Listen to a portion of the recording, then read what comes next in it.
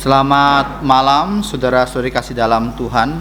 Kita bersyukur karena pimpinan Tuhan kita dapat datang untuk berkebaktian matahari terbenam pada malam hari ini. Sebelum kita masuk dalam kebaktian kita, untuk yang membawa HP, saya harapkan dimatikan dahulu atau disilentkan agar tidak mengganggu jalannya kebaktian. Marilah kita mulai kebaktian dengan menyanyikan pujian nomor 1, Tuhan berada di bait sucinya.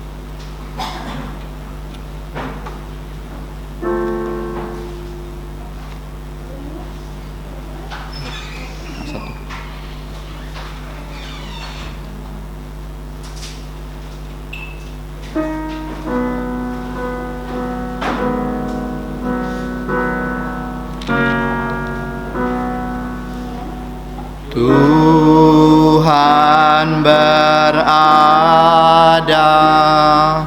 di bait sucinya,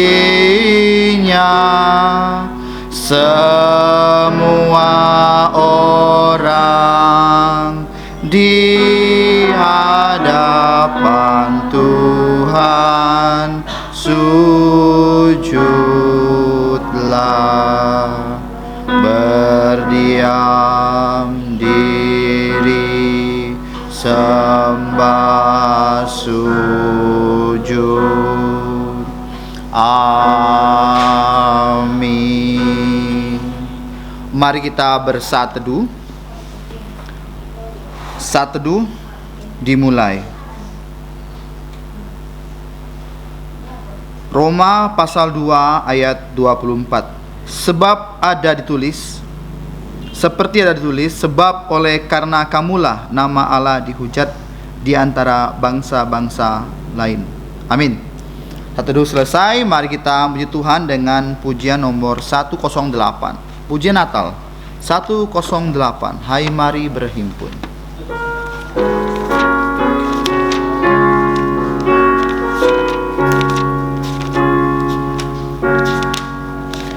Hai mari berhimpun dan bersukaria, hai mari semua ke Betlehem. Lihat yang lahir, Raja bala sorga, sembah dan puji Dia, sembah dan puji Dia, sembah dan puji Dia Tuhanmu. Hai para malaikat, angkatlah suaramu dan bala sorga pun bernyanyilah. Muliakan Allah Bapa dalam sorga, sembah dan puji Dia, sembah dan puji Dia, sembah dan puji Dia Tuhanmu. Ya Tuhan yang lahir pada hari ini, ya Yesus terpujilah namamu. Firman menjelma menjadi manusia, sembah dan puji Dia, sembah dan puji Dia, sembah dan puji Dia Tuhanmu. Kita bersyukur kita dapat memuji pujian Natal. Kiranya semangat Natal, makna Natal selalu di dalam lubuk jantung kita. Marilah kita masuk dalam doa. Bapa kami yang di surga, Allah yang mengasihi kami, di dalam Putra-Mu Tuhan kami, Yesus Kristus, kami bersyukur di mana pada petang hari ini Engkau sudah menolong kami, memimpin kami dari berbagai tempat untuk datang ke ruang atas ini untuk berkebaktian matahari terbenam. Terima kasih Tuhan, untuk pagi kami sudah menyembah Engkau, dan pada malam hari ini kami juga mau menyembah Engkau. Kiranya pimpinan dari Allah Roh Kudus menaungi setiap kami semua dalam penyembahan kami dari awal, pertengahan hingga akhirnya. Kami serahkan dalam tangan-Mu, ampuni atas segala dosa dan kesalahan kami. Kami berdoa dan bersyukur dalam nama Tuhan Yesus yang sudah kami berdoa, yaitu doa Bapa kami yang berbunyi, Bapa kami yang di sorga, dikuduskanlah nama-Mu, datanglah kerajaan-Mu, dan kehendak-Mu di bumi seperti di sorga. Berikanlah kami pada hari ini makanan harian kami, dan ampunilah kami akan kesalahan kami, seperti kami juga mengampuni orang yang bersalah kepada kami. Dan janganlah membawa kami dalam pencobaan, tapi lepaskanlah kami dari yang jahat, karena Engkaulah yang punya kerajaan dan kuasa dan kemuliaan sampai selama-lamanya. Amin. Gloria Patria.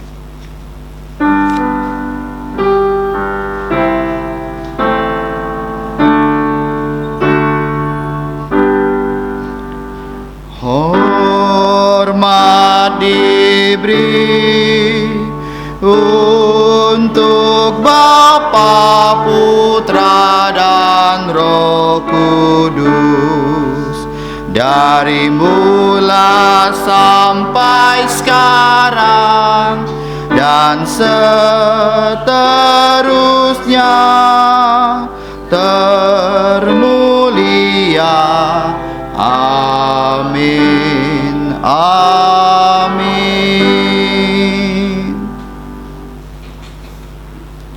Selanjutnya kita akan membuka Alkitab kita dari bacaan bertanggapan Roma pasal 2 ayat 17 sampai 19. Roma pasal 2 ayat 17 sampai 19. Saya akan baca ayat pertama, ayat yang ke-17, saudara-saudara sekalian, ayat ke-18 sampai 2 ayat terakhir sama-sama. Roma pasal 2 ayat 17 sampai yang ke-29.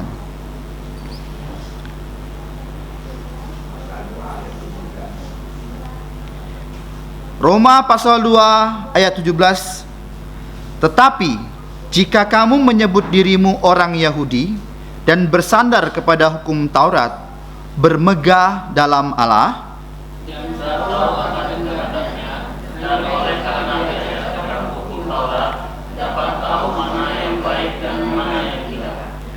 dan yakin bahwa engkau adalah penuntun orang buta dan terang bagi mereka yang di dalam kegelapan,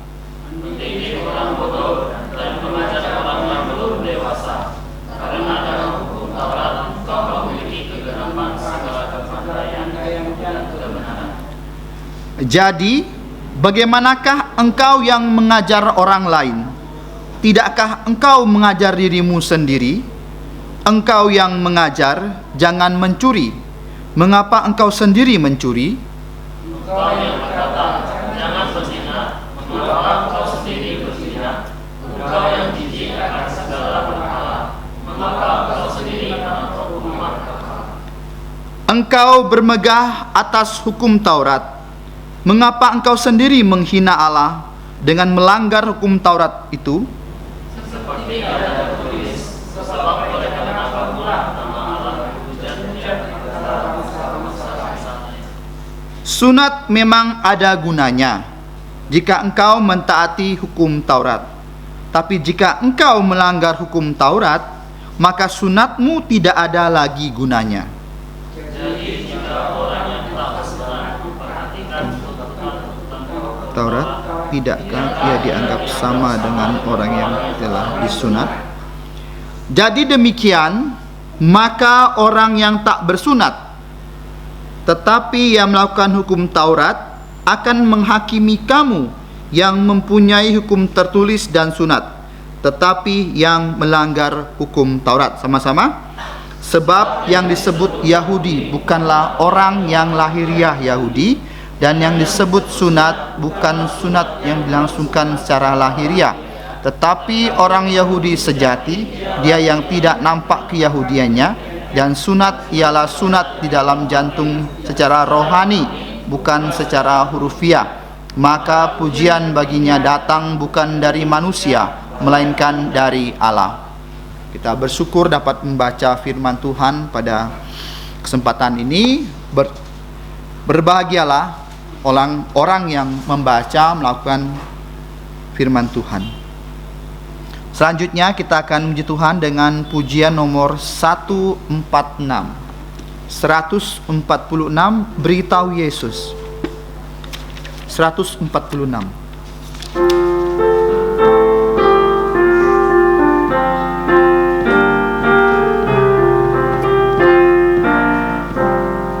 Di jantungmu ada keluh kesah, beritahu Yesus, beritahu Yesus.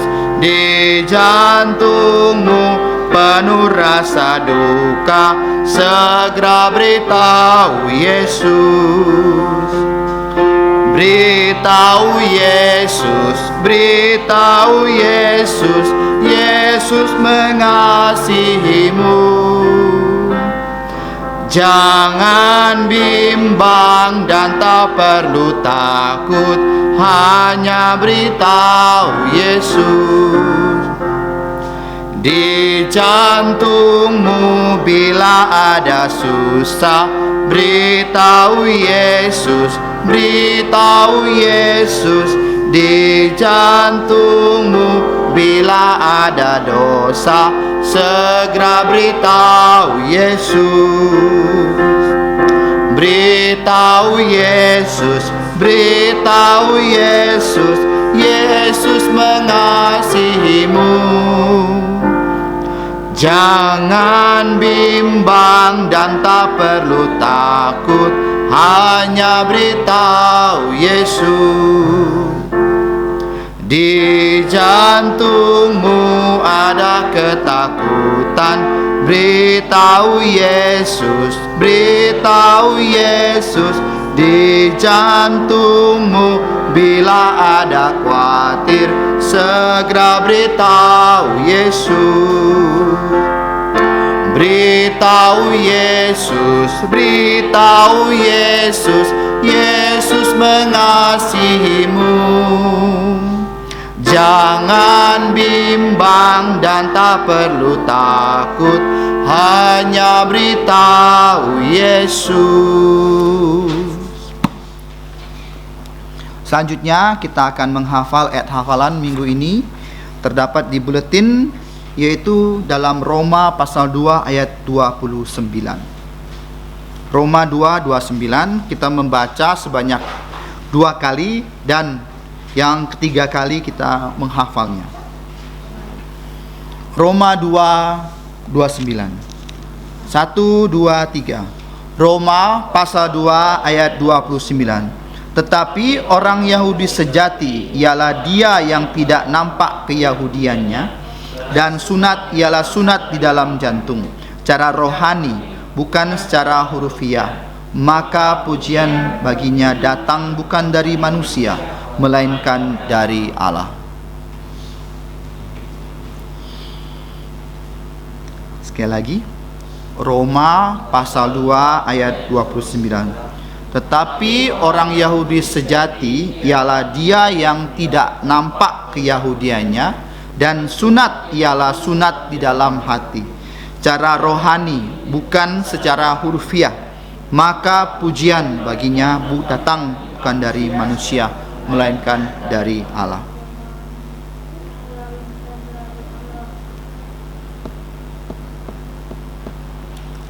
Kita mencoba menghafalnya 1, 2, 3.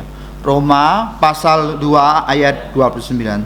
Tetapi orang Yahudi yang sejati ialah dia yang tidak nampak keyahudiannya, dan sunat ialah sunat dalam hati secara rohani, bukan secara hurufiah. Maka pujian baginya datang bukan dari manusia, melainkan dari Allah.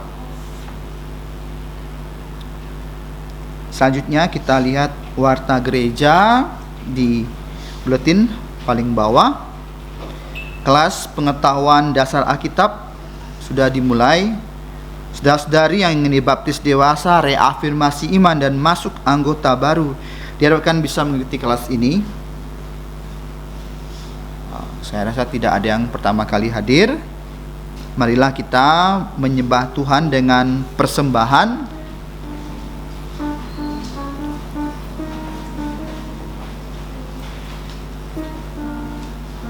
Saya harap dapat membuka buku pujian ya.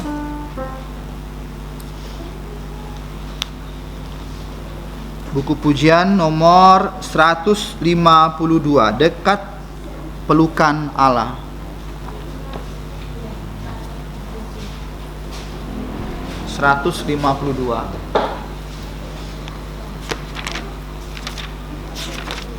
Dekat pelukan Allah.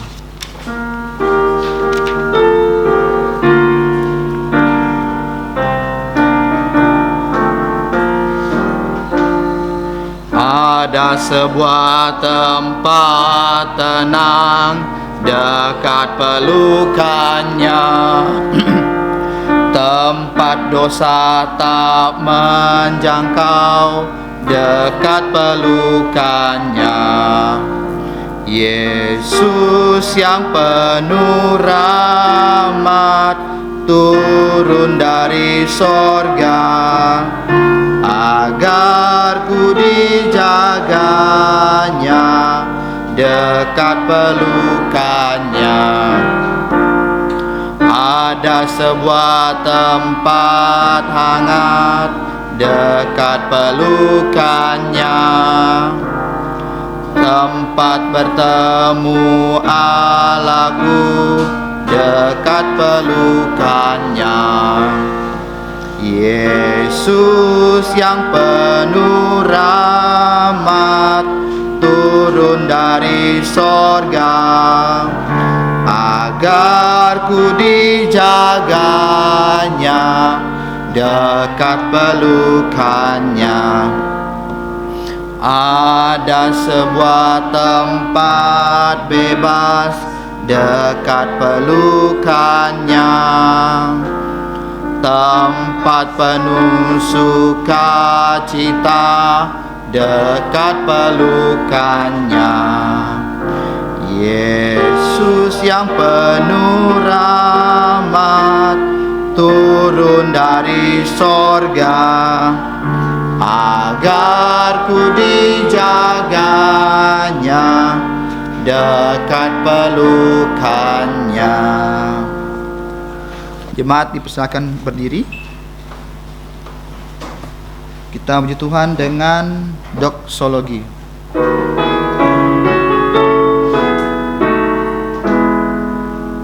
Puji Allah sumber berkat, puji Dia semua puji Dia para malaikat, Bapa, Putra dan Roh Kudus. Amin. Mari kita berdoa. Bapa Surgawi, kami bersyukur untuk kebaktian yang sudah berlangsung, dan pada pertengahan kebaktian ini kami menyembah Engkau dengan persembahan. Ya Tuhan, kiranya Engkau pakai persembahan ini untuk pekerjaan-Mu di tempat ini. Kami serahkan semua dalam tangan-Mu. Ampuni atas segala dosa dan kesalahan kami. Kami bersyukur dalam nama Tuhan Yesus. Amin. Kami terus kembali.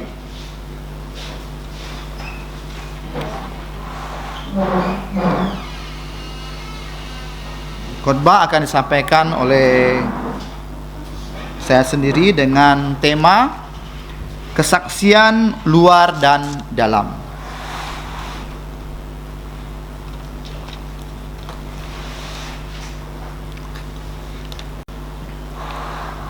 Selamat malam, saudara-saudari kasih dalam Tuhan.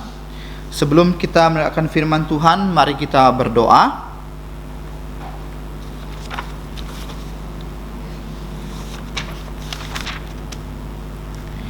Bapa Surgawi, terima kasih untuk segala penyertaan-Mu pada hari ini. Kami bersyukur untuk kebaktian pagi yang sudah Engkau tolong dan dapat berjalan dengan baik. Kami sekarang ya Tuhan mau mendengarkan firman-Mu di kebaktian sunset ini. Kiranya Engkau yang memimpin kami, menolong kami, berikan kami hikmat baik yang berbicara maupun yang mendengarkan, sehingga apa yang disampaikan dapat dimengerti dan dapat menambah keimanan kami terhadap Tuhan kami Yesus Kristus. Terima kasih Bapa. Kami menyerahkan untuk kebaktian sunset yang ada di Siantan maupun di Parit nomor 2. Kiranya Engkau pakai hamba-hamba-Mu yang menyampaikan firman-Mu dan berkati anak-anak-Mu di sana agar dapat bertambah secara kualitas maupun kuantitas. Terima kasih Tuhan, ampuni atas segala dosa dan kesalahan kami. Kami berdoa dan bersyukur dalam nama Tuhan Yesus. Amin. Tema pada malam hari ini yaitu kesaksian luar dan dalam. Nah, kita melihat kalau kita baca dari firman Tuhan yang tadi ya, itu selalu menyinggung orang Yahudi. Nah, di dalam kehidupan kita ya, banyak orang yang merasa bahwa ras mereka atau suku mereka itu lebih baik daripada suku orang lain ataupun ras orang lain. Nah, sedangkan di mata Tuhan ya, apapun rasnya, apapun sukunya itu sama di mata Tuhan. Yang penting adalah apakah dirinya atau dari ras suku manapun itu sudah percaya pada Tuhan Yesus. Itu yang dilihat oleh Tuhan, bukan rasnya, bukan sukunya. Nah, di sini kita akan melihat bahwa orang Yahudi ya, mereka itu yang menyebut dirinya orang Yahudi yang bersandar kepada hukum Taurat, mereka merasa superior dibandingkan ras-ras atau golongan-golongan orang yang ada di dunia ini. Nah, sebelum kita membahas lebih jauh orang Yahudi ya, kita mau tahu asalnya dulu. Kita mau tarik benang merah dari Perjanjian Lama sampai kitab Roma ini ditulis oleh Rasul Paulus yang notabene adalah guru dari hukum Taurat. Dia sangat fasih dengan hukum Taurat, dia sangat mengerti dengan hukum Musa. Mengapa dia menuliskan rasnya sendiri yang secara merasa superior dibandingkan oleh ras orang lain, tetapi dia mengutuk hal ini tentang kebiasaan atau anggapan dari orang-orang Yahudi pada umumnya. Nah, kalau kita melihat, kita ambil dari Abraham, Kejadian pasal 11, 12, di situ di mana ditulis bahwa Abraham dipanggil dari tanah Ur Kasdim, pindah atau pergi ke kota yang tidak dikenalnya. Abraham mempunyai seorang istri yang bernama Sarah. Ya, Sarah ini sudah berusia lanjut dan Abraham juga berusia lanjut, tetapi ya mereka tidak mempunyai keturunan.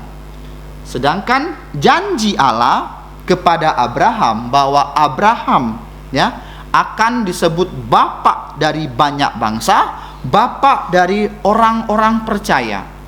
Bagaimana bisa Abraham tidak mempunyai keturunan? Nah, disitulah iman seorang Abraham diuji. Apakah dia percaya dengan janji Allah atau dia merasa janji Allah itu hanyalah tiupan angin belaka? Dan Tuhan ya memberikan atau menepati janjinya kepada Abraham, sehingga Sarah yang sudah berusia kurang lebih 90 tahun bisa mengandung. Secara manusia itu tidak mungkin, ya. Tetapi Sarah ini bisa mengandung dan melahirkan seorang anak laki-laki persis seperti yang dijanjikan kepada Abraham pada saat Abraham berusia 70 tahun. Kurang lebih seperti itu. Jadi penggenapannya kurang lebih puluhan tahun. Allah tidak pernah lupakan janjinya. Mungkin iman kita diuji oleh waktu. Kadang-kadang kita nggak sabar nunggu kan. Sudah 10, 20, 30 tahun, apa janji Allah ini belum digenapi. Tetapi Abraham membuktikan imannya, dia percaya janjinya, janji Tuhan, janji Allah, dan mengandunglah Sarah, lahirlah seorang anak bayi yang bernama Ishak. Ishak itu artinya ketawa. Kenapa anaknya bernama ketawa? Karena Sarah nggak percaya bahwa dia akan mengandung. Jadi dari ketidakpercayaan Sarah, dari ketawanya Sarah muncullah Ishak. Nah, dan Ishak, ya, Tuhan bagaimana memimpin Ishak, ya, sehingga Ishak juga mempunyai keturunan, yaitu Esau dan Yakub dari Ribka. Dan juga panjang lebar kisah Ishak dan Ribka ini, ya, di dalam Kejadian pasal 24. Kejadian pasal 24 itu kurang lebih ada 65 ayat yang menggambarkan bagaimana Abraham mengutus Eliezer ke tempat yang diberitahu oleh Abraham sampai ketemu dengan Ribka, dan bagaimana Ribka ketemu dan bagaimana Eliezer ketemu dengan Laban, keluar bapaknya Ribka, dan bagaimana terjadi seperti negosiasi, dan akhirnya Ribka dibawa oleh Eliezer bertemu dengan Ishak. Itu panjang sekali ceritanya. Nah, setelah itu kita lihat lahirlah kedua orang kembar yang bernama Esau dan Yakub. Nah, Esau ini berbulu badannya, sedangkan Yakub tidak. Nah, kita lihat begitu panjang cerita tentang patriark-patriark di dalam kitab Kejadian, Esau dan Yakub, dan akhirnya Yakub, ya, dia menikah, dan setelah itu dia melahirkan, ya, 12 putra dan 1 putri. Kisah Yakub juga begitu ribet. Bagaimana Yakub itu harus berjuang demi mendapatkan cintanya Rahel. Pertama, sebenarnya cintanya pada Rahel, tetapi Lea yang dikasih. Setelah itu Lea dan juga menyodorkan pembantunya, dan Rahel juga tidak mau kalah, sehingga istri dari Yakub itu ada 4. Lahirlah 12 suku Israel. Jadi kenapa Israel? Karena nama Yakub itu diubah oleh Tuhan menjadi Israel, dan dari Yakub itu muncullah ke-12 suku Israel. Dan dari ke-12 suku ini yang paling menonjol, ya, adalah putra ke-11 dari Yakub yang bernama Yusuf. Kalau kita mau tarik cerita Yusuf juga begitu panjang kehidupannya, sehingga dia dapat menjadi seorang perdana menteri, wakil, ya, atau kekuasaannya itu besar sekali. Firaun memberikan kekuasaan, kepercayaan yang begitu besar kepada Yusuf, sehingga dia mengatur seluruh urusan rumah tangga negara dari negara Mesir. Nah, itu Yusuf.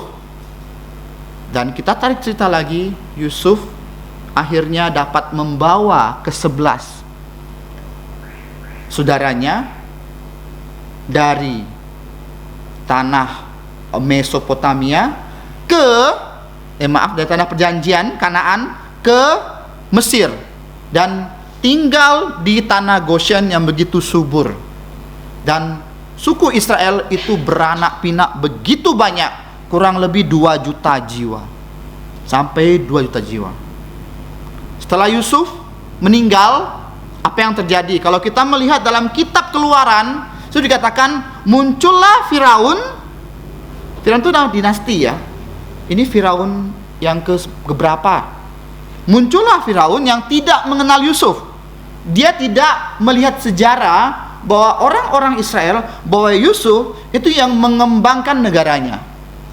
Dia lupa. Sama ya, kayak kita kan lupa bahwa ada kontribusi orang Tionghoa dalam memerdekakan, memperjuangkan kemerdekaan. Ada. Kalau kita mau lihat sejarah, begitu banyak orang Tionghoa ya yang menjadi pejuang. Bahkan dia rela mengorbankan harta bendanya untuk mempertahankan kemerdekaan Indonesia. Tetapi pada saat Orde Baru, kita dilupakan. Kita dianggap, dicap sebagai orang-orang yang memberontak, sehingga kita dibatasi. Tapi puji Tuhan, di zaman pemerintahan Abdurrahman Wahid, kita orang Tionghoa mempunyai kebebasan untuk berpolitik, menjadi prajurit TNI dan lain sebagainya. Jadi Firaun ini yang tidak mengenal Yusuf, mereka menindas orang Israel.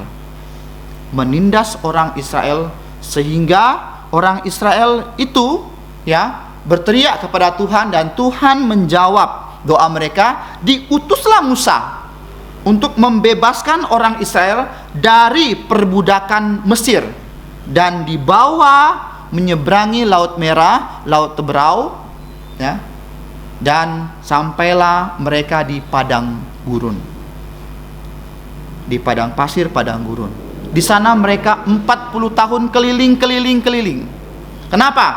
Nah, disinilah saya bilang ya, orang Yahudi ya merasa dia sudah superior, merasa dia memegang hukum Taurat, dipercayakan hukum Taurat. Kalau kita melihat dari Roma pasal 3, itu dijelaskan itu kelebihan orang Yahudi.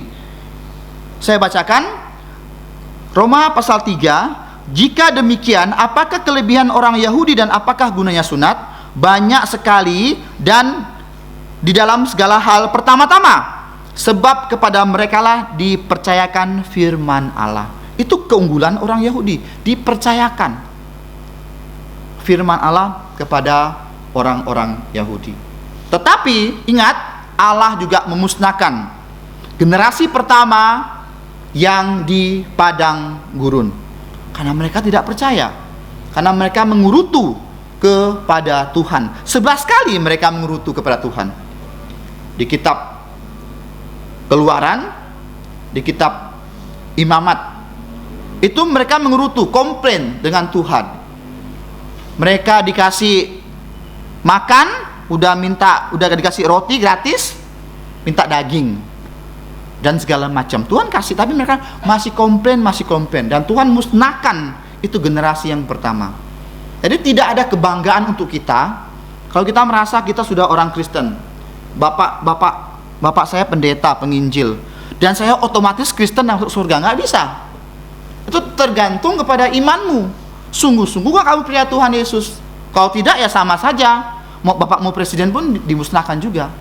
Sama seperti orang Israel generasi pertama. Dan Tuhan selamatkan generasi kedua karena di bawah ya pimpinan Yosua dan Kaleb masuk ke tanah Kanaan. Nah, setelah masuk ke tanah Kanaan, mereka menaklukkan 7 suku di tanah Kanaan. Tetapi tidak habis. Ada yang dibiarkan hidup, dan terjadilah masalah di situ karena mereka diberi tugas tidak menuntaskan tugas, masih dikasih sisa. Jadi mereka di situ bermasalah, dan dimulailah pemerintahan teokrasi, hakim-hakim yang memerintah orang Israel. Jadi hakim itu hakim lokal ya, seperti Deborah, Barak, Simson, Yefta dan lain sebagainya. Itu hakim lokal, dan hakim-hakim tersebut ya itu tiap hari mengadili orang-orang Israel. terbentuklah pemerintahan teokrasi di Israel. Setelah itu mereka nggak merasa puas. Mereka meminta sama Tuhan raja. Bentuk pemerintahannya sudah betul teokrasi, tapi mereka nggak puas. Kenapa nggak puas? Mereka merasa tidak. Mereka mau seperti orang-orang lain. Dan Tuhan mengizinkan mereka memilih Saul. Kenapa Saul bisa kepilih? Karena Saul itu tinggi perawakannya, elok parasnya, gagah, dan itulah yang manusia pilih. Orang-orang Israel pilih Saul karena melihat dari luarnya saja. Makanya kita pada malam hari ini ya, tema kita adalah kesaksian luar dan dalam. Bukan hanya luar saja yang dilihat. Manusia sering melihat apa yang dilihat di luar. Seperti yang dilihat oleh orang Israel, melihat Saul yang gagah dan dipilih sebagai raja. Tetapi yang sebenarnya raja pilihan Tuhan itu bukan Saul, Daud, bukan Saul. Nah, Samuel yang merupakan hakim terakhir itu juga melakukan sesuatu kekeliruan dalam memilih. Ada beberapa anak Isai yang Tuhan suruh Samuel ke rumah Isai, suruh mengurapi. Tiba-tiba dia lihat Eliab yang gagah besar tinggi, ya, anak pertama Isai, dia langsung mau urapi sebagai raja. Tuhan bilang, bukan dia. Dan terus Tuhan bilang bukan. Masih ada satu anak yang paling bungsu yang masih bekerja mengembalakan domba. Dialah yang Tuhan bilang, itu Daud yang kamu harus urapi, dia menjadi raja. Dan setelah itu kita melihat Daud jadi raja, ya, pemerintahan Daud sangat Tuhan berkati. Dia menaklukkan semua bangsa-bangsa yang belum ditaklukkan oleh Yosua dan Kaleb, dan Daud memerintah selama 40 tahun. Setelah itu diganti Salomo. Setelah Salomo berdosa kepada Tuhan, dia menikahi begitu banyak istri, dan Tuhan menghukum orang Israel dengan mengoyakkan kerajaan Israel menjadi dua bagian, yaitu kerajaan utara dan selatan.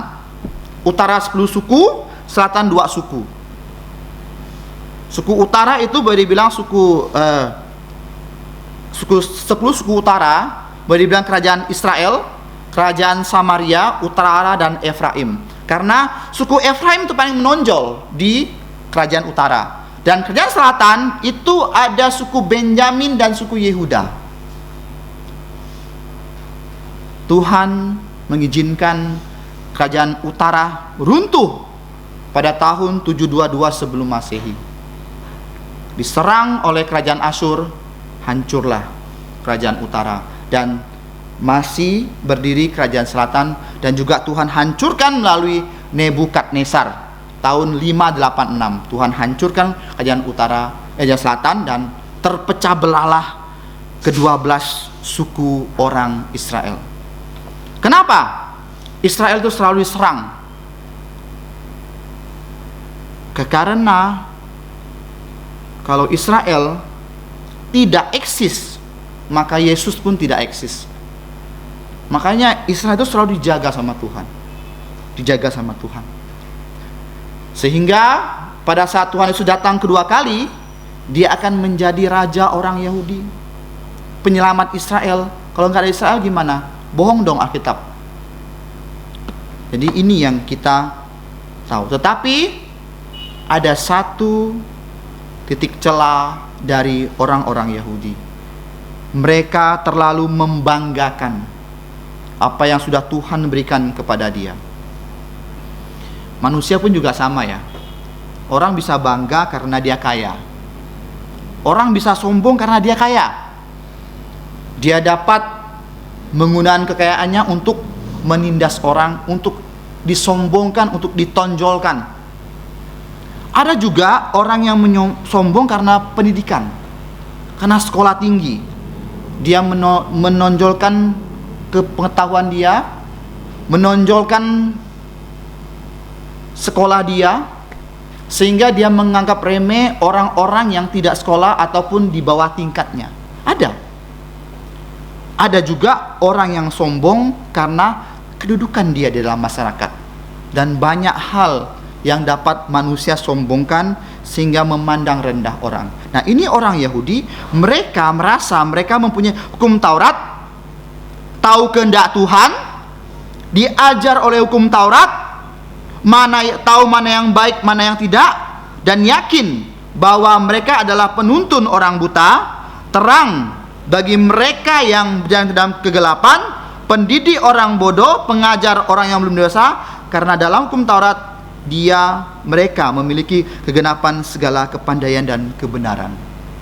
Memang hukum Taurat diciptakan untuk menunjuk bahwa kamu itu orang tak sempurna loh. Mana ada yang bisa mentaati hukum Taurat dengan sempurna? Tidak ada. Tak satu pun, saudara-saudara. Bahkan Abraham pun dia berbohong. Bahkan Daud pun dia berzina. Salomo yang begitu mempunyai hikmat, tidak ada raja yang lebih berhikmat daripada Salomo. Dia kalah dengan wanita. Saya sering ingat ya, pepatah Cina mengatakan, nan ren nan kuo meni te kuan. Memang Salomo hikmatnya luar biasa. Dia menulis Amsal, menulis Mazmur, tapi dia kalah dengan jebakan wanita. Jadi jangan pernah kita merasa kita itu lebih hebat daripada orang lain. Salomo jatuh karena dia merasa seperti itu. Dia merasa udah gak perlu Tuhan lah.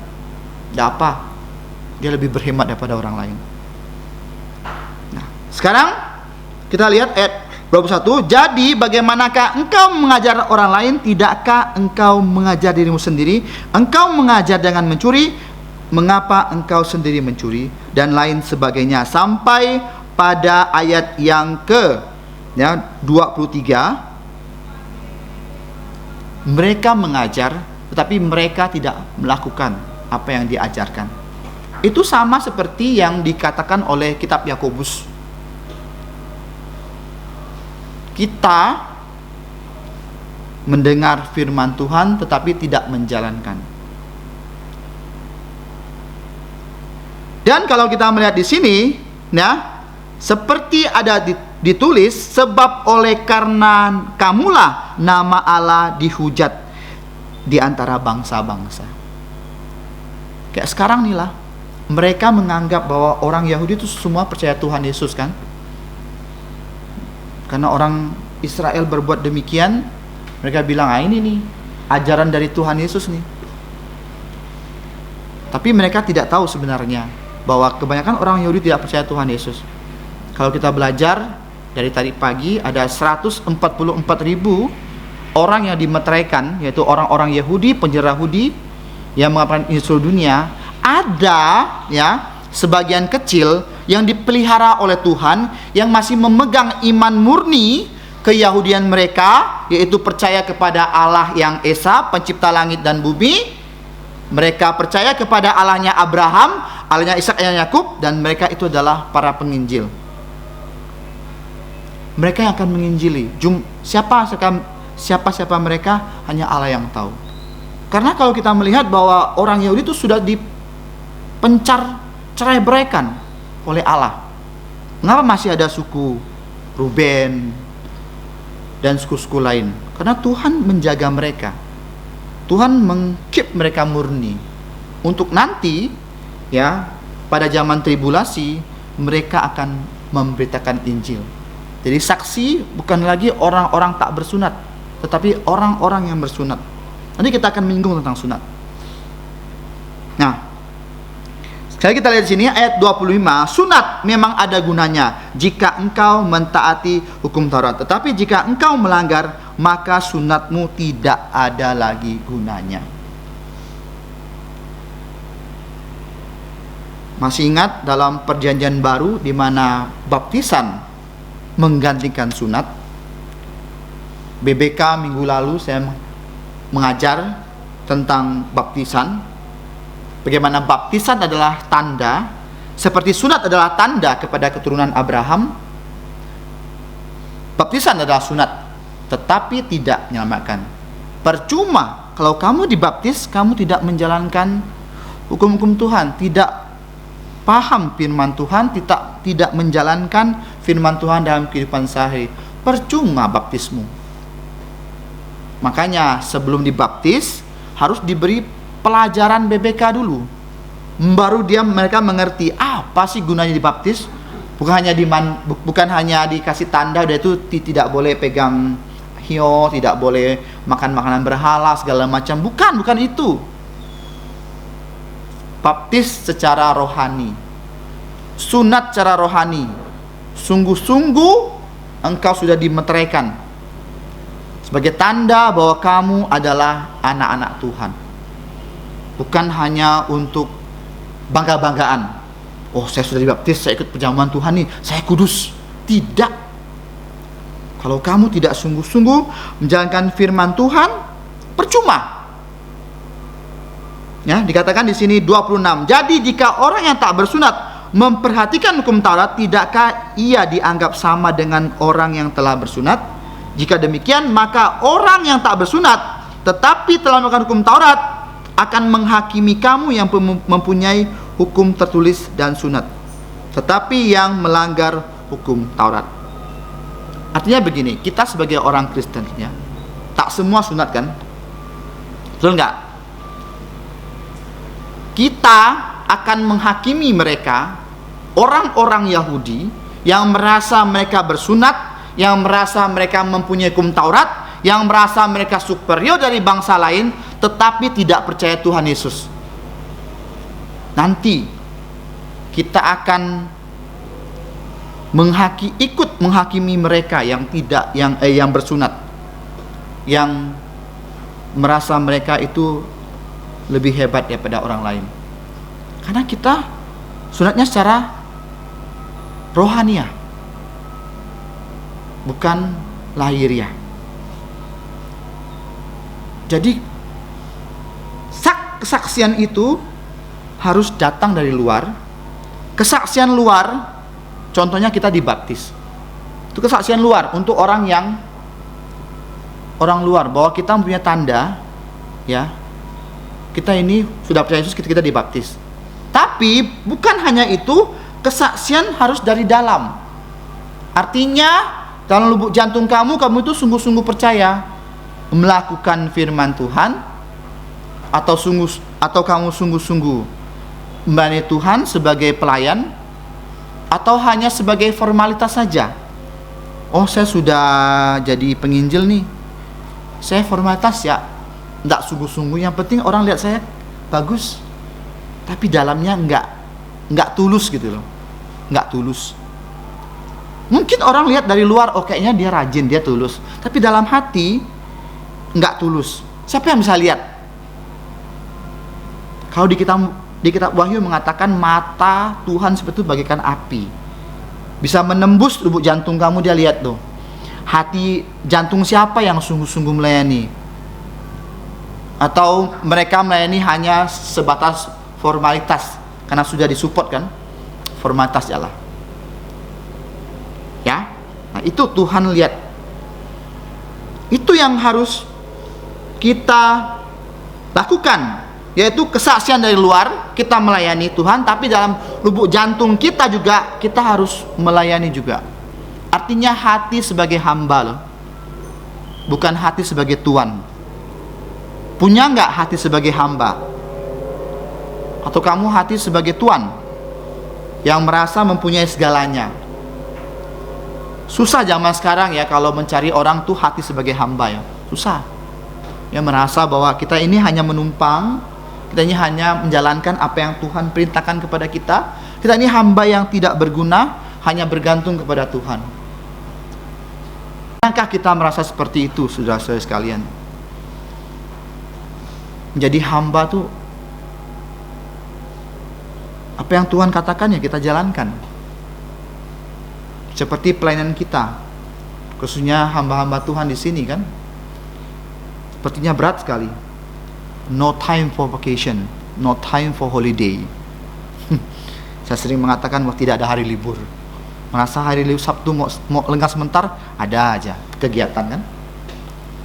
Ada aja. Senin sampai Jumat ngajar. Sabtu mau rehat sebentar, ada aja. Minggu apalagi full. No time for vacation, no time for holiday. Tapi Tuhan akan bayar semua itu. Tuhan tidak akan pakai tenaga kita secara gratis. Tuhan akan memberikan kita kesehatan. Nah, inilah yang saya katakan hati sebagai hamba. Kerjakan saja. Tuhan akan tolong kita. Walaupun secara manusia kayaknya susah untuk kita. Inilah kesaksian kita. Sebagai hamba Tuhan, kita melayani sebagai saksian dalam, kita turut ikut dengan perintah Tuhan. Dan kita lihat dikatakan ayat 29 terakhir, tetapi orang Yahudi sejati ialah yang tidak nampak keyahudiannya, dan sunat ialah sunat di dalam hati secara rohani, bukan secara hurufiah, maka pujian baginya datang bukan dari manusia tetapi dari Allah. Kita sering ya menjadi anak-anak Tuhan melayani, tidak dipuji malahan dimarah. Sering itu. Saya sering dimarah orang. Walaupun saya nggak salah, saya dimarah orang sering. Tapi Tuhan bilang apa? Pujian bukan dari manusia, tapi dari Tuhan. Tuhan yang akan puji kita walaupun orang marah sama kita. Kiranya kita sebagai anak-anak Tuhan bertahan. Kita mempunyai kesaksian dari dalam maupun dari luar. Kita tidak sombong, membanggakan apa yang sudah Tuhan berikan sehingga kita jatuh, tetapi kita harus selalu rendah hati, mempunyai hati yang sebagai hamba, melayani Tuhan dengan rela dan suka. Inilah firman Tuhan pada malam hari ini, di mana berikan kita pelajaran rohani yang begitu penting, bahwa seremoni tanda luar itu tidak menyelamatkan, tetapi tanda dari dalam, sungguh-sungguh percaya, kesaksian baik dari luar maupun dalam itu selaras dengan firman Tuhan, itulah yang menyelamatkan saudara. Kiranya Tuhan memberkati. Mari kita berdoa.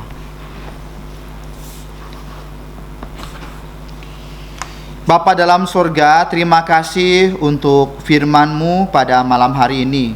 Ya Tuhan, kami tahu kami adalah manusia yang tidak sempurna. Kami penuh dengan kekurangan, penuh dengan segala macam dosa, baik dosa pikiran, perkataan, dan perbuatan. Mohon kiranya Engkau mengampuni atas segala dosa dan kesalahan kami, dan layakkan kami untuk melayani Engkau dengan hati yang bersungguh-sungguh dan mempunyai kesaksian baik dari luar maupun dari dalam.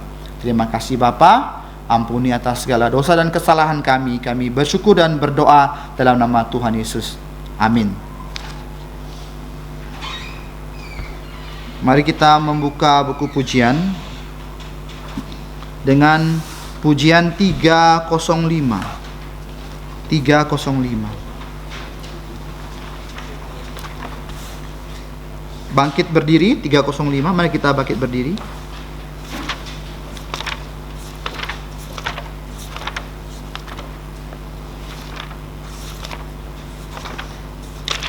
Hari yang penuh mulia.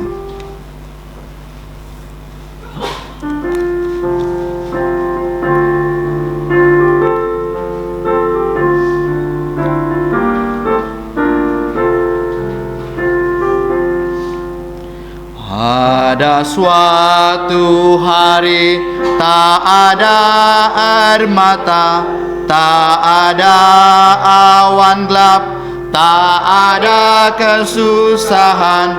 Bersama Dia di sorga, di tepi pantai emas. Saatnya hari yang penuh mulia. Saat jumpa Tuhan, hari yang penuh mulia, ku kan tatap wajahnya, dan rahmatnya menebusku. Ia memegang tanganku ke tanah yang dijanjinya, saatnya hari yang penuh mulia. Ada suatu tempat tiada ketakutan, tiada keluh sakit, tak ada perpisahan. Tuhanku disalibkan dan ku mau bersamanya, saatnya hari yang penuh mulia. Saat jumpa Tuhan, hari yang penuh mulia, ku kan tatap wajahnya, dan rahmatnya menebusku. Ia memegang tanganku ke tanah yang dijanjinya, saatnya hari yang penuh mulia. Chang mục si xong rồi.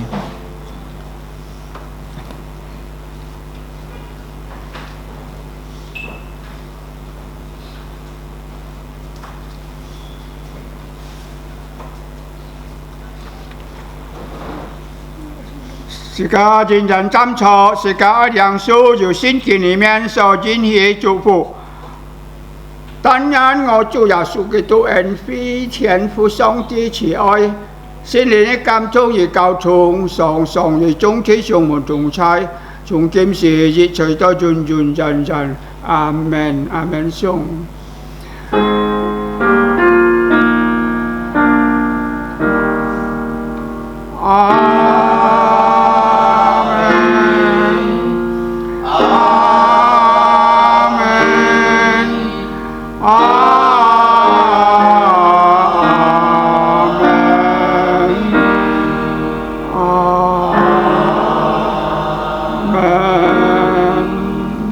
Sáng cho mẹ to san phi nhân sống ti chủ phụ thái cả, chủ yếu là lời cho nhân chủ sư phụ.